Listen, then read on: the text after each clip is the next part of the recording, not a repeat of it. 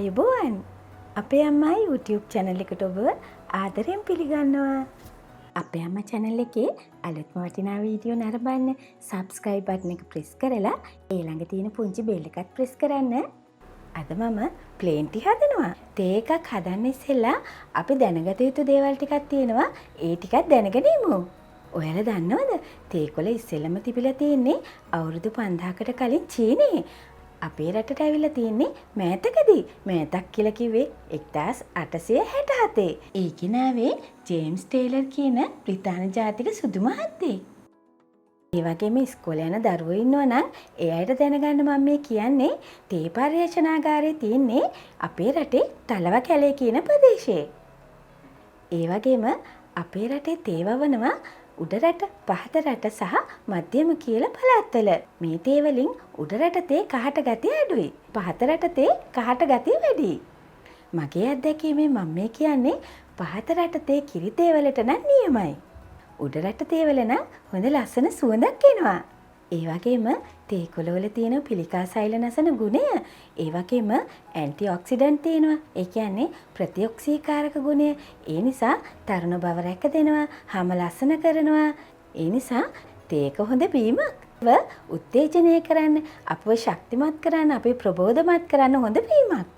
තේක හොඳ බීමක් වගේම හොඳ ගුණදායක දෙයක් වගේම නිතර ගොඩක් තේ බිව්වොත් එහෙම ඒකෙන් අපිට අවඩකුත් වෙනවා. ඒ කියන්නේ සීනි දදා බොන්නේ. අන්න එහෙම බිව්වොත් එහෙම දවසකට සීනි හැඳි වැඩි ප්‍රමාණයක් අරගෙන මහත් වෙන්නත් පුළුවන්. ඒ වගේම දියවැඩියාව හැදෙන්නත් පුළුවන්. ඒ නිසා සීනි දාලා බොනවා නම් වැඩිපුර බොන්න එපා. තව දෙයක් කියන්න ඕනේ, ඉන්දියාවේ තියෙනවා මසාලා චාය කියලා තේ වර්ගයක්. ඒ කියන්නේ මසාලා කියන්නේ කුළුබඩු වලටනේ. කුළුබඩු කිව්වහම කරදමුංගු, කරාබු නැටි, කුරුඳු පොතු මේ වගේ දේවල් දාලා ඒගොල්ලෝ තේක හදනවා. එහෙම හදුවා මේගොල්ලෝ චායි මසාලා කියනවා. චායි කියන්නේ තේ වලට. ඉතින් අපි ඒකත් ආයෙ දවසක මම ඔයාලට හදලා පෙන්නන්නම්. අද හදනවා හොඳ රසවත් plain tea එකක්. මේ තේ දළු වල ප්‍රමාණය අනුව සහ කුඩු කරලා තියෙන ප්‍රමාණය අනුව වර්ග කරලා තියෙන විවිධ ආකාරයට. ඒකෙන් අද මම BOPF කියන වර්ගයෙන් තමයි මේ තේ එක හදන්නේ. තේ කොළ වර්ගීකරණය කරනකොට OP කියන්නේ orange pekoe, BOP කියන්නේ broken orange pekoe, BOPF කියන්නේ broken orange pekoe fannin. අද මම පාවිච්චි කරන්නේ BOPF කියන වර්ගයයි. මේක වෙළඳ පොලේ ගොඩක් තියෙනවා. ඒ වුණාට වෙළඳ පොලේ තියෙන BOPF වර්ග මම අරන් තියෙනවා. එක එක ඒවායේ පොඩි රසයේ වෙනසක් තියෙනවා. ඔයාලත් තේ කොළ තෝරගන්නකොට Taman කැමති වර්ගයක්, Tamanට හොඳ වර්ගයක් කියලා තෝරගන්න. ඉස්සෙල්ලම අපි තේ එකක් හදනකොට අපේ තේ කොළ එක ගැන තමයි ගොඩාක් හොඳින් දැනගන්න ඕනේ. මාර වෙළඳ පොලේ තියෙන තේ කොළ නෙමෙයි, ඒවා තේ කුඩු. ඒව ගන්නකොට ටිකක් හොඳට හොයලා බලන්න. ලූස් තේ කොළ ගන්නකොට හොඳ තැනකින් ගන්න. සමහර ඒවා තියෙනවා විවිධ ඩයි වර්ගයේම එකතු කරපුවා. ඒ නිසා හොඳ ප්‍රසිද්ධ සමාගම් වල තියෙනෝනේ හොඳ තේ කොළ වර්ග. අන්න ඒවා පැකට් කරපු ඒවා තෝරලා ගන්න. කිරලා ගන්නවනේ අපි තේ කොළ කඩෙන් ගිහිල්ලා. එහෙම ගන්නකොට ඒ තේ කොළ වාතයට නිරාවරණය වෙලා ඒවයේ තියෙන සුවඳ රසය එහෙම අඩු වෙන්න පුළුවන්. පැකට් කරලා තියෙන ඒවා, බෝතල් කරලා තියෙන ඒවා, ඒවයේ සුවඳ රසය ඒ වගේම තියෙනවා. ඒ වගේම තේ කොළ අපි ගෙදර ගෙනාවම හොඳ එයාටයිට් කන්ටේනර් එක දාලා හොඳට වහලා තියන්න ඕනේ. එතකොට ඒකේ සුවඳ ඒ විදිහටම තියෙනවා. සමහර විට ඔයාලට ලූස් තේ කොළ එහෙම ගොඩක් හම්බ වුණොත් එහෙම කොහෙන් හරි එහෙම වුණොත් ඔයා තේ කොළ ටික හොඳට ඇලුමිනියම් ෆොයිල් එක ඔතලා හොඳ ටයිට් කන්ටේනර් එක දාලා ෆ්‍රිජ් එකේ දාලා තියන්න. එතකොට ගොඩක් කල් සුවඳක් තියේ, පාටක් තියේ. තේ හදනකොට ප්‍රධානම කාරණාව තමයි අපි පාවිච්චි කරන වතුර. අපේ රටේ එක එක පළාත්වල එක එක විදිහේ වතුර තියෙනවනේ. මුහුදට කිට්ටු ඉන්න අයගේ ලිංවල වතුර ලුණු රසයි. එහෙම වතුර තිබුණොත් එහෙම කාබන් ෆිල්ටර් එකක් දාලා වතුර එක පෙරලා තමයි තේ එක හදන්න ඕනේ. ඒ වගේම සමහර ලිංවල කියුල් වතුර තියෙනවනේ, ෆ්ලෝරයිඩ් වැඩි වතුර එහෙම. අන්න ඒ වගේ වෙලාවට ෆිල්ටර් කරලා ගන්න ඕනේ. නැත්තම් තේ එකේ නියම රහ එන්නේ නැහැ. පොළොන්නරුවේ මම සේවය කරපු කාලේ ඒ වතුර වලින් තේ හදලා බීලා තියෙනවා කියුල් වතුර වලින්. තේ රස නම් එන්නේ නැහැ. කියුල් රහත් එක්ක මිශ්‍ර වෙලා වෙනත් මොකද්ද රසක් තමයි එන්නේ. කිවුල් වතුර තියෙන පැතිවල ඉන්නවනම් ඒ වගේ ෆිල්ටර් කරන්නත් බැරි නම් රෙදි පාංකඩයකින් පෙරලා කලේකාරී ගුරුලේත්තුවකාරී තියලා දවසකට පස්සේ අරගන්න තේ හදන්න. එහෙමනම් කලයක් වෙන් කරලම තියලා තියන්න තේ හදන්න කියලා වතුර ගන්න. ක්ලෝරින් වතුරෙම පාවිච්චි කරනවා නම් ඒකත් ඒ වගේම ෆිල්ටර් කරලා ගන්න ඕනේ. විශේෂයෙන්ම ටැප් වතුර පාවිච්චි කරනවා නම් ක්ලෝරින් වතුර පාවිච්චි කරනවා නම් දවසකට කලින් කලයකට හරි ගුරුලේත්තුවකට හරි වතුර එක පුරවලා තියන්න. දවසකට පස්සේ ගන්නකොට අර වතුරවල තියෙන ක්ලෝරින් රස නැති වෙලා සාමාන්‍ය වතුර වගේ තේ හදා ගන්න පුළුවන්. ඒ වගේම තේ හදන්න වතුර ගන්නකොට උණු කරපු වතුර ආයෙ උණු කරලා ගන්න එපා. අපි ඔය උණු කරලා කේතල් වල එහෙම දාලා තියන්නේ අන්න ඒ වගේ වතුර නැතිව උණු කරන්නේ නැතිව කලින් අරන් තියපු වතුර වලින් තේ හදන්න. ටැප් එකට තේ පෝච්චිය ඇලලා වතුර එක පුරවලා ඒ වෙලාවෙම තේ එක හදන්න එපා. ලින් වතුර නම් කමක් නැහැ. ලිඳේ වතුර ටැප් කරලා එනවා නම් අන්න ඒ වතුර නම් ඒ වෙලාවෙම හැදුවත් ප්‍රශ්නයක් නැහැ. හොඳ රසට තේ එක හම්බ වෙනවා. තේ කියන්නේ බොහොම සියුම් දෙයක් නේ. මං කියවනේ අර වතුර නැවත නැවත උණු කරන්න එපා කියලා. උදාහරණයකට මං කියන්නම් ලුණු මිශ්‍ර ජලය අපි උණු කරනවා නම් ඒ ලුණු මිශ්‍ර ජලයේ තියෙන ජල වාෂ්ප වෙලා ගිහිල්ලා ඒවයේ තියෙන ලුණු ගතිය ඉතුරු වෙනවා. එතකොට ඒ ලුණු ගතිය ඉතුරු වුණාම ඒවයේ තියෙන නයිට්‍රේට් ආසනික් වගේ දේවල් ඒ ජලයේ ඉතුරු වෙනවා. එතකොට ඒවත් මේ තේ එක්ක එකතු වෙලා තේකේ රසය එම වෙනස් කරනවා. දැන් ඔයාලට තේරෙන්නේ නැති නේද? සැරෙන් සැරේ උණු කරපු වතුර ගන්න එපා කියපුකේ හේතුව? ඊළඟ කාරණාව තමයි අපි තේ එකක් හදනකොට තේ එක හදන පෝච්චිය. සමහර ගෙවල් වල තේ පෝච්චි තියෙනවා මාස ගානකින් ඇතුළ හොදලා නැහැ. පිට නම් හොදනවා. ඇතුළ හොදන්නේ සාමාන්‍යයෙන් අත දාලා. එහෙම නෙමෙයි. ඇතුලේ කහට බැදලා තියෙනවා නම් හොඳට වයර් බ්‍රෂ් එකක් දාලා කහට ටික අරින්න ඕනේ. එතකොට තමයි තේකේ රස හොඳට ලැබෙන්නේ අපිට. ඒ කියන්නේ තේක රස කරන්න අපේ තේ පෝච්චියත් බලපානවා. ඒ වගේම තේවල තියෙනවා කැෆේන් සහ පොලිෆිනෝල් කියලා රසායනික ද්‍රව්‍යයන්.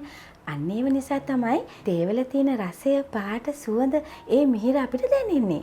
ඒ රසායනිකයන් අපිට ගුණයි වගේම සමහර ආහාර එක්ක එකතු වුණාම පුංචි පුංචි වෙනස්කම් වෙනවා. අපි ගන්න ආහාර වේලට යකඩ අඩංගු දේවල් එකතු කරගෙන තියෙනවා නම් ඒ යකඩ අපේ ශරීරයට උරා ගැනීමේ හැකියාව නැති වෙනවා මේ තේවල තියෙන කැෆේන් සහ පොලිෆිනෝල් නිසා. ඒ නිසා යකඩ අඩංගු ආහාර ගත්තොත් අඩුම ගානෙන් පැයක් යනකම් තේ බොන්න එපා. ඒ වගේම ඒ වගේ ආහාර ගන්න පැයකට කලිනුත් තේ බොන්න එපා. විශේෂයෙන් මේක නම් වැදගත්. බබාලා හම් වෙන්න ඉන්න අම්මලා ඉන්නේ ගැබිනි මාතාවෝ. ඒ අය නම් පැය දෙකක්වත් මේ වෙලාව වෙන් කරන්න ඕනේ. මොකද බබාලා හම් වෙන්න ඉන්න අම්මලාට යකඩ ගොඩාක් ශරීරයට අවශ්‍යයි. දැන් අපි තේකොළ ගැන විස්තර දැනගත්තනේ. එහෙනම් අපි තේ හදන හැටි බලමු. ඉස්සෙල්ලම සීනියකට අපි තේ හැන්දක් දානවනේ. ඒ හැන්දම තේකට දාන්න හොඳ නැහැ. මේකෙන් අරගෙන තේකට දාලා ඊට පස්සේ තේක හදන්න ඕනේ වෙන හැන්දකින්. නැත්තම් සීනි බෝතලෙට තෙතයයි. තේකොළ දාන එකත් මේ වගේ එයාටයිට් කන්ටේනර් එකක් වෙන්න ඕනේ. ඒ වගේම මේ ලිඩ් එක හොඳට තද වෙන එකක් වෙන්න ඕනේ. කොච්චර තදද කියලා මෙන්න මේ වගේ එකක් තියෙන නිසා හුලං යන්නේ තේකේ සුවඳ ඒ විදිහටම තියෙනවා. ඒ වගේම තේකොළයකට තේ හැඳ දානවා නම් තේ හැඳත් හොඳට පීදලා තියෙන්න ඕනේ. ඒ වගේම තේකොළයකට තේ හැඳ දාලා තේ පෝච්චියට ඔබලා ආයෙත් මේකට ඔබන්න එපා. එතකොට මේකත් එත වෙයි.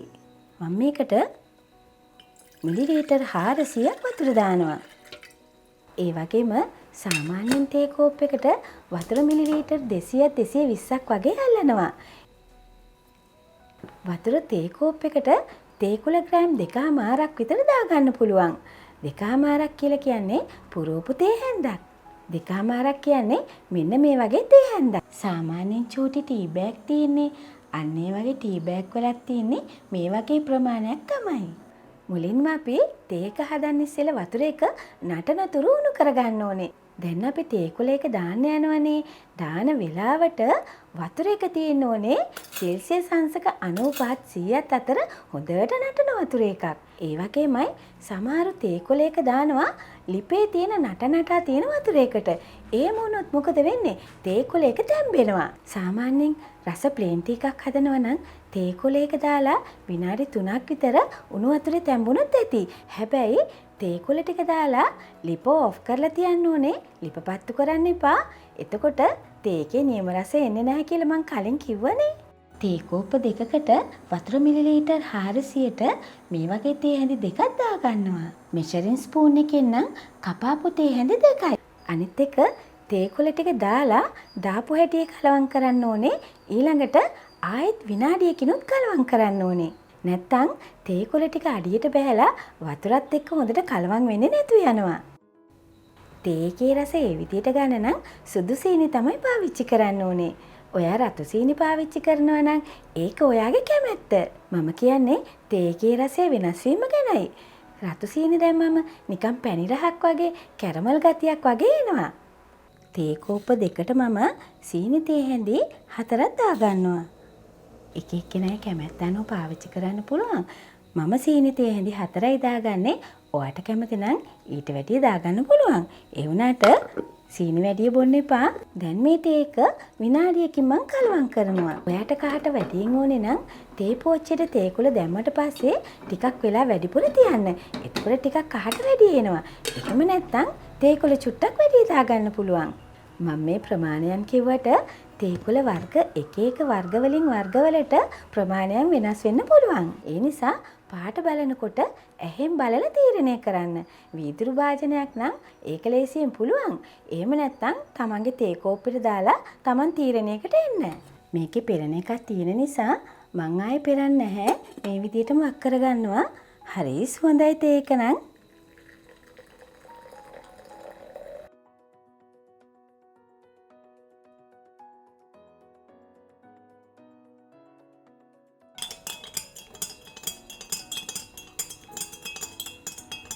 මේවා හොදලා තිබුණු කෝප්ප ඒ වුණාට තේක කෝප්පෙට දාන්න ඉස්සෙල්ලා හොඳ උණු වතුරෙන් මේ වගේ කෝප්ප හොදලා වතුර විසි කරන්න ඕනේ. රස්නේ වතුරෙන් හේදුවම කෝප්පේ රස්නේ තියෙනවනේ. එතකොට උණු තේ කෝප්පෙට දැම්මට පස්සේ එකපාරට රස්නේ අඩු වෙන්නේ නැහැ.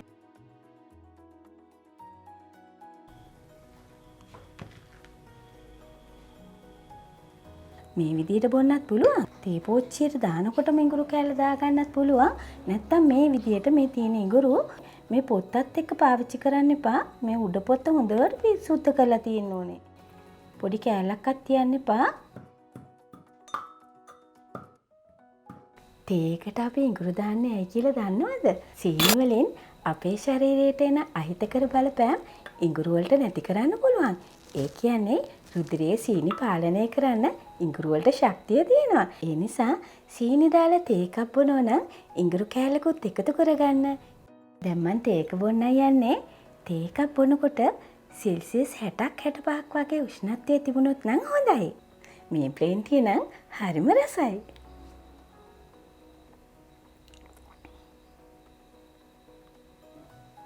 මම හිතනවා ඔයාලට තේ හැදීමට අමතරව පුංචි අධ්‍යාපනික දැනුමකුත් මේ වීඩියෝ එකෙන් ලැබෙන්න ඇති කියලා. ඒ වගේම මගේ වයසේ අය වගේම තරුණ දුවල පුතාලා ගොඩාක් මා එක්ක එකතු වෙලා ඉන්නවා. මම හිතනවා එයාලට මේ වගේ රසට තේ එකක් හදාගන්නේ කොහොමද කියලා අද කරපු වීඩියෝ එක ගොඩාක් ප්‍රයෝජනවත් වෙයි කියලා. ඒ වගේම පාසල්වල ගෘහාර්ථික විද්‍යාව කරන දූල පුතාලා ඉන්නවනම් ඒ අයටත් මේ වීඩියෝ එක ප්‍රයෝජනවත් වේවි කියලා මම හිතනවා. එහෙනම් ඔයාලා මේ වීඩියෝ එකට ලයික් එකක් දාලා යාළුවොත් එක්ක ෂෙයා කරන්න. ඒ වගේම මේ විශේෂ වීඩියෝ එක ගැන ඔයාලගේ අදහස් කමෙන්ට් එකකින් දක්වන්න. බොහොම ස්තුතියි. දැනුම සමග මෙවැනි තවත් වටිනා වීඩියෝ නරඹන්න අපේ අම්මා channel එකට subscribe වෙලා ඊළඟ තියෙන පුංචි සීනුව press කරන්න.